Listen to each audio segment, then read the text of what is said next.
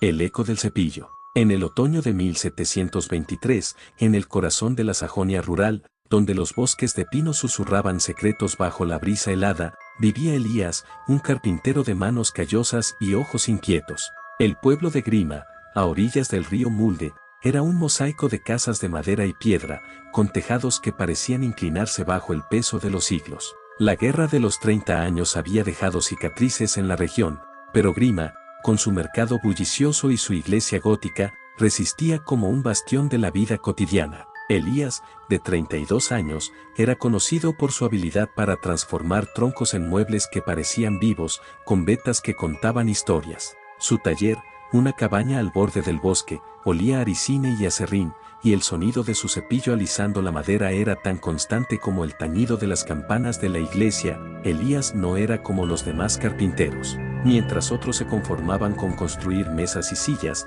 él tallaba detalles intrincados, rostros de santos, ramas entrelazadas, incluso ojos que parecían seguirte. Decía que la madera le hablaba, que cada árbol tenía un alma que debía respetarse. Los soldinos lo admiraban, pero también lo temían.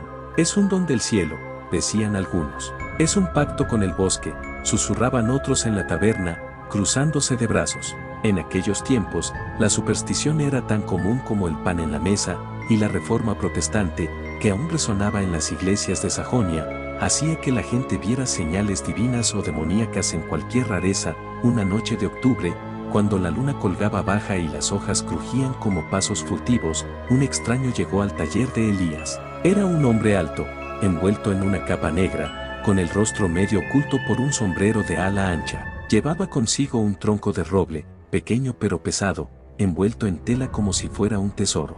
«Quiero una caja», dijo, con una voz que parecía arrastrar grava. «Una caja que guarde algo importante, pero debe ser perfecta, sin fallos. Y debe estar lista en 3 días». Elías, intrigado, aceptó el encargo. El hombre dejó el tronco y se marchó sin mirar atrás, desvaneciéndose en la niebla que se alzaba desde el mulde. Elías comenzó a trabajar esa misma noche. El roble era extraño, su corteza era áspera, casi como piel, y al cortarlo, la savia parecía demasiado roja, demasiado espesa. Pero Elías no era de los que se detenían por supersticiones. Usó su cepillo, una herramienta que, como él explicaba a menudo, no solo alisaba la madera, sino que revelaba su verdadera forma, como si quitara capas de un secreto. «El cepillo es el alma del carpintero», decía siempre, mientras deslizaba la hoja con precisión quirúrgica. El cepillo, una herramienta esencial en la carpintería del siglo XVIII, no solo servía para alisar,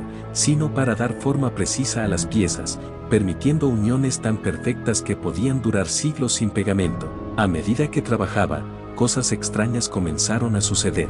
El primer día, mientras tallaba, escuchó un susurro, como un lamento suave que parecía venir de la madera misma.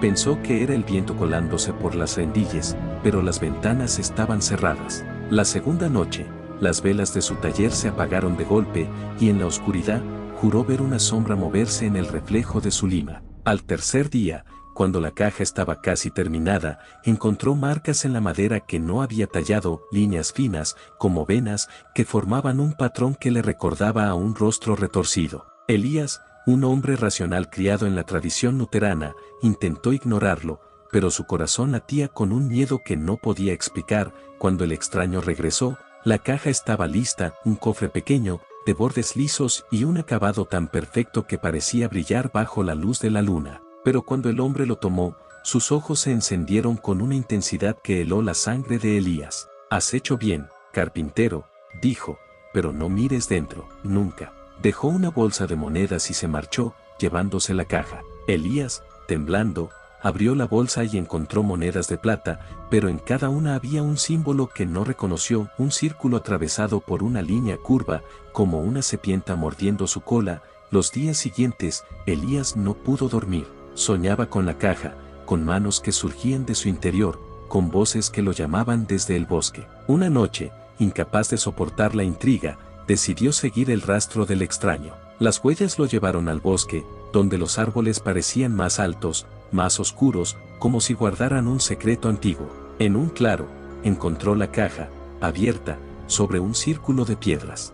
Dentro, no había nada, o eso parecía. pero al acercarse, sintió un frío que le atravesó los huesos, y el aire se llenó de un murmullo que no era humano. Corrió de vuelta al pueblo, pero desde esa noche, algo cambió en él. Elías comenzó a tallar sin parar, creando figuras que nadie en Grima había visto antes, rostros deformes, manos crispadas, ojos que parecían gritar. Los soldinos dejaron de encargarle muebles, y su taller, antes lleno de vida, se convirtió en un lugar que los niños evitaban.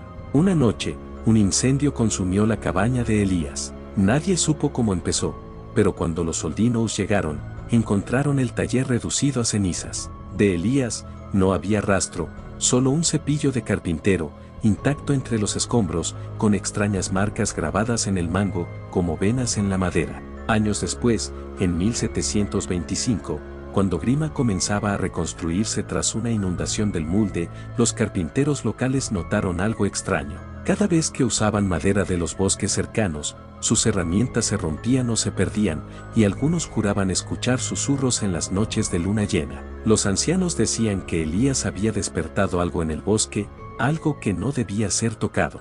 Y aunque nadie volvió a ver la caja, los carpinteros de Sajonia, incluso hoy, saben que el roble debe tratarse con respeto, porque, como Elías decía, la madera tiene memoria.